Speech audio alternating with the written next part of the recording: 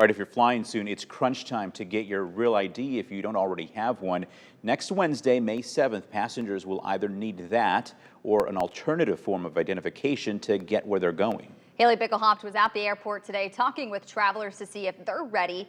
Tonight, she explains what might happen if you don't have the star on your card.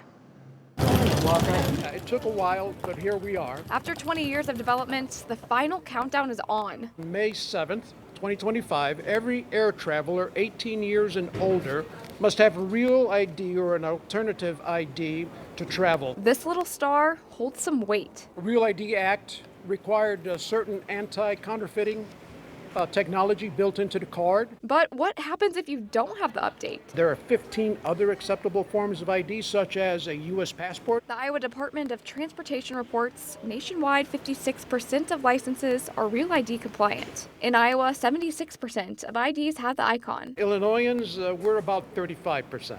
So we have a ways to go. One traveler arriving in the Quad Cities told me she doesn't yet have her Real ID. But for others like Nicole, they're prepared. I got it a while ago. She says it'll be smooth sailing. It was an easy process.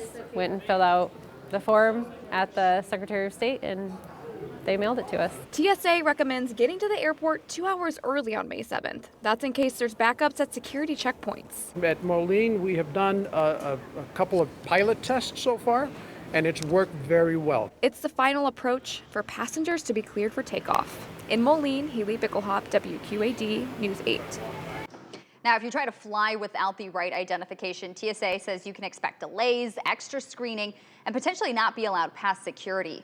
You can visit our website at WQAD.com for the whole list of acceptable forms of ID.